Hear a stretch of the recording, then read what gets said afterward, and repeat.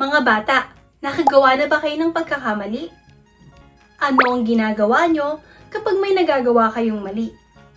Humihingi ba kayo ng tawad? Inaamin nyo ba ang totoong nangyari?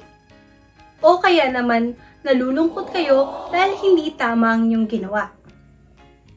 Kapag tayo ay nagkakamali, sino ang madalas nating lapitan? Siyempre, sina nanay at tatay, mga kapatid, kaibigan, o sino mang taong makakaunawa at magpapatawad sa atin. Alam niyo ba na may isang tao sa Biblia ang lumapit din sa Diyos at humingi ng tawad? Nakita niya na maraming tao ang hindi sumunod sa Diyos at gumawa ng kasalanan. Dahil dito, nalungkot siya at buong pusong nanalangin. Inamin niya ang pagkakamali ng kanyang bayan at humingi siya ng awa at kapatawaran mula sa Panginoon. Gusto niyo bang malaman kung sino siya? Ano ang panalangin niya? At kung paano niya ipinakita ang pagtitiwala sa Diyos? Tayo na mga bata! At sabay-sabay nating tunghayan ang kwento mula sa Biblia na pinamagatang ang panalangin ni Daniel. Ang kwentong ito ay mababasa natin sa Aklat ng Daniel, Kabanata 9, talata 3 hanggang 13. Ang panalangin ni Daniel. Isang araw, may isang taong nagngangalang Daniel na labis na nalungkot dahil sa mga maling nagawa ng kaniyang bayan.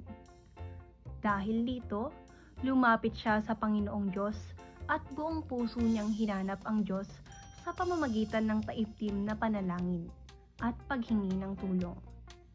Nag-ayuno rin siya bilang tanda ng kanyang pagpapakumbaba. Nagsuot ng damit sako at naglagay ng abo bilang pagpapakita ng kanyang pagsisisi. Habang nananalangin, kanyang sinabi, "O Panginoon kong Diyos, Ikaw ay dakila at makapangyarihan. Tapat mong tinutupad ang inyong mga pangako at ipinakita mo ang iyong pagmamahal sa mga taong nagmamahal sa iyo at sumusunod sa iyong mga utos. Ngunit kami ay nagkasala. Gumawa kami ng mga pagkakamali at masasamang bagay. Tumalikod kami sa iyong mga utos at mga batas. Hindi rin kami nakikinig sa iyong mga lingkod na propeta. Sila ay nagsalita sa iyong pangalan upang gabayan ang aming mga hari, mga pinuno, mga ninunok, at lahat ng tao sa aming lupain. Ngunit hindi namin sila pinakinggan. Panginoon, Ikaw ay laging matuwid at tama sa lahat ng iyong ginagawa. Ngunit kami naman ay nakapagpakita ng kahihiyan hanggang sa araw na ito. Nangyari ito sa mga tao ng Huda, sa mga naninirahan sa Jerusalem at sa buong Israel, maging sa mga taong napunta sa malalayong lugar dahil sa kanilang pagtataksil sa iyo. Panginoon, tunay na nahihiya kami, ang aming mga hari, mga pinuno at mga ninuno, sapagkat nagkasala kami laban sa iyo." Labis ang lungkot at pagsisisi ang nararamdaman ni Daniel sa kanyang pagpapakumbaba at paghingi ng tawad mula sa Panginoon. Sa tingin niyo mga bata, pakikinggan kaya siya ng Diyos at patatawarin pa sa kabila ng kanilang mga nagawang pagkakamali sa harap ng Diyos? Ituloy natin. Dagdag pa ni Daniel sa kanyang pagsusumamo, "Ngunit alam naming ikaw ay mahabagin at mapagpatawad. Kahit nagkamali kami laban sa iyo, handa ka pa ring magpakita ng awa. Hindi namin sinunod ang iyong tinig. Hindi namin tinupad ang mga kautosang ibinigay mo sa amin sa pamamagitan ng iyong mga propeta. Sa katunayan, ang buong Israel ay sumuway sa iyong kautusan. Tumalikod kami at hindi nakinig sa iyo. Dahil dito, dumating sa amin ang mga parusang nakasulat sa kautusan ni Moises, na iyong lingkod, sapagkat kami ay nagkasala laban sa iyo. Natupad ang mga babalang sinabi mo laban sa amin at sa aming mga pinuno. Dumating sa amin ang malaking kapahamakan at wala pang katulad nito sa buong daigdig, gaya ng nangyari sa Jerusalem. Lahat ng ito ay nangyari ayon sa nakasulat sa kautusan ni Moises. Ngunit kahit dumating ang mga paghihirap na ito, hindi pa rin namin hiniling ang iyong lingap. Hindi namin tinalikuran ang aming masasamang gawain at hindi namin pinakinggan ang iyong katotohanan.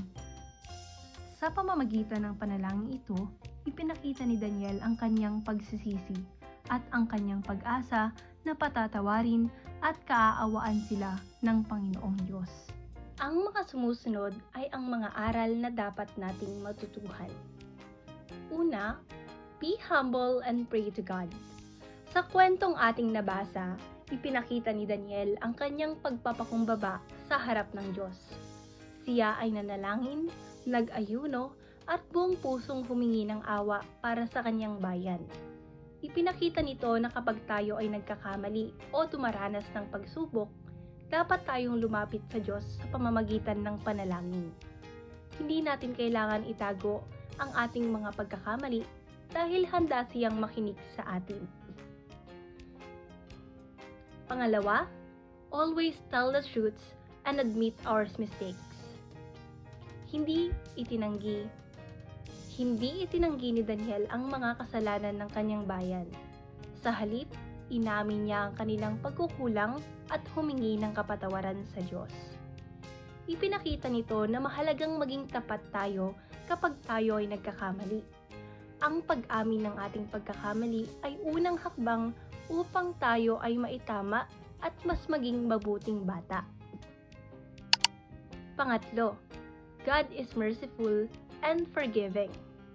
Kahit maraming beses na sumuway ang mga tao sa Diyos, alam ni Daniel na ang Diyos ay puno ng habag at kapatawaran.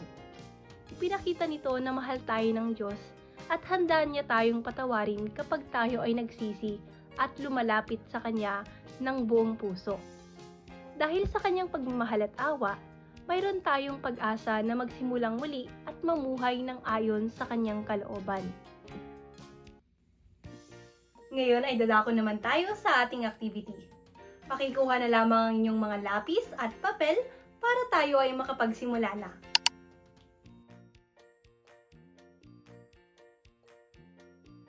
Sa inyong papel, sumulat ng 1 hanggang 5. Sa bawat bilang, gumuhit ng ulap o cloud kung ang aking sasabihin ay tama at damo o grass naman kung ito ay mali. Handa na ba kayo mga bata? Number 1. Nanalangin si Daniel sa Diyos. Number 2. Tumanggi si Daniel na humingi ng tulong sa Diyos. Number 3. Humingi si Daniel ng awa at kapatawaran para sa kanyang bayan. Number 4. Sinunod ng mga tao ang lahat ng utos ng Diyos. Number 5. Ang Diyos ay mahabagin at mapagpatawad. Tapos na ba ang lahat? Atin nang i-check ang inyong mga sagot. Number 1. Tama. Nanalangin si Daniel sa Diyos. Number 2. Mali. Tumanggi si Daniel na humingi ng tulong sa Diyos. Number 3. Tama. Humingi si Daniel ng awa at kapatawaran para sa kanyang bayan. Number 4. Mali. Sinunod ng mga tao ang lahat ng utos ng Diyos. Dahil hindi naman sumunod ang bayan ni Daniel, kaya siya ay taimtim na nanalangin at humingi ng kapatawaran. Number 5. Tama. Ang Diyos ay mahabagin at mapagpatawad. Nai-perfect nyo ba mga bata? Good job! Yay! Ang ating memory verse sa araw na ito ay, To the Lord our God belong mercy and forgiveness. Daniel chapter 9, verse 9, English Standard Version. Maraming salamat sa panonood mga bata. Hanggang sa muli, paalam at mispa!